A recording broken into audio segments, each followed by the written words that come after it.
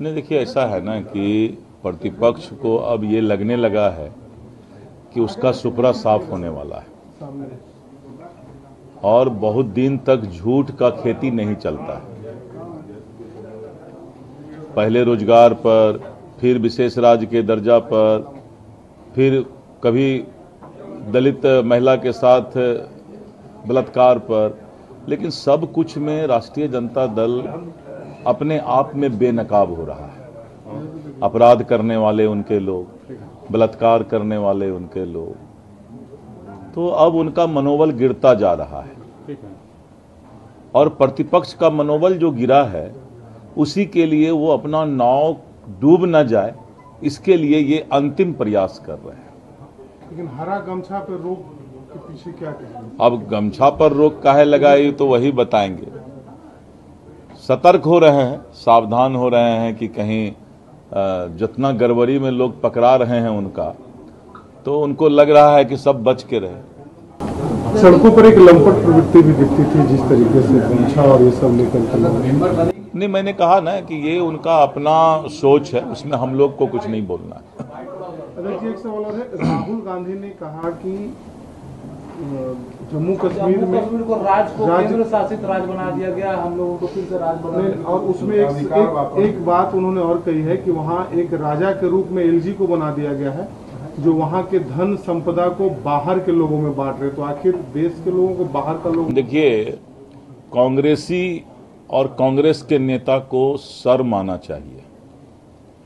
एक ही देश में दो निशान, दो विधान, दो प्रधान था और 75 साल तक इन कांग्रेसियों ने अलगाववादी तत्व और देश विरोधी ताकतों के पैर पर जो है अपना उन पैर पर झुक करके देश को चला रहा था, घुटना टेक दिया था।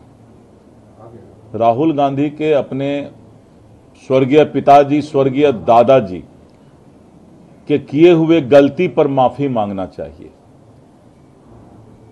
कि हिम्मत नहीं था कि अलगाववादी ताकत के खिलाफ, राष्ट्र विरोधी ताकत के खिलाफ कुछ बोल पाता। लेकिन मैं नरेंद्र मोदी जी के नेतृत्व और अमित शाह जी को धन्यवाद देता हूं कि आपने धारा 370 हटाने का काम किया। इसलिए कांग्रेसियों को अगर थोड़ा भी शर्म है तो चुल्लू भर पानी में डूब के मर जाना चाहिए। अलगाववादी ताकत अपने ही देश में सर उठाएगा, देश विरोधी ताकत अपने ही देश में सर उठाएगा। तो इसलिए जो है कांग्रेसियों को तो पता नहीं भगवान भी माफ करेंगे कि नहीं करेंगे, मुझे तो थोड़ा शक है, फिर भी हम पता करके बताएंगे। अखिलेश यादव ने कहा है कि शुरू से कहा कि संविधान खतरे में है और लोगों का अधिकार छीने जा रहे हैं। अब छोड़िए ना, ये सब जितना टुटपुंजिया नेता सब है उनके पास विकास की मुद्दा है नहीं, तो विकास की बात क्यों नहीं कर रहे हैं? आज प्रतिपक्ष में कोई भी एक नेता अब विकास का बात नहीं उठाते हैं। आप कभी सोचिए, जितने पत्रकार बंधु हैं, इन लोगों ने जो समाज का जो सही मुद्दा था अब उससे भाग गए, लोग पहुंच गए भावनात्मक बात पर। तो कभी आप लोग भी इस बात को सोचिए कि अब इस देश में विकास का मुद्दा प्रतिपक्ष के पास नहीं रहा। मामला फिर निकल के सामने आया है, जहां डीसीएलआर और पुलिस पर कार्रवाई हुई है, कैसे इसको देख रहे हैं? जो भी गलत करेगा वो जेल जाएगा। अभी डीसीएलआर गया है वहां का जेल, महाराजगंज का। बहुत लोग जो है, मैंने कहा कि करीब 3 दर्जन से ज्यादा पदाधिकारी सस्पेंड हुए हैं और आज मैंने पूरे बिहार के अंचल अधिकारी को बुलाया था। आज 76 सीओ आए थे, 12 तारीख को फिर 150 के आसपास आएंगे, फिर 19 को 150 के आसपास आएंगे। हमने सबको कहा है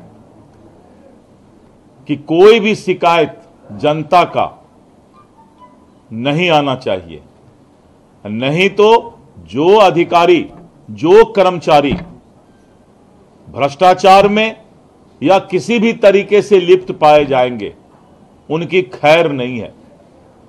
और अब सुधार शुरू हो गया है।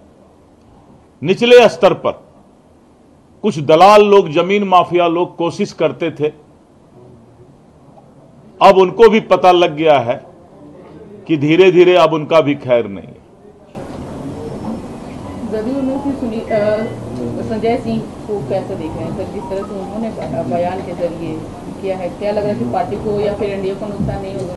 नहीं कही इस सब पर कोई बहुत बड़ी बात नहीं है। नेता लोग बहुत सारी बातें बोलते हैं।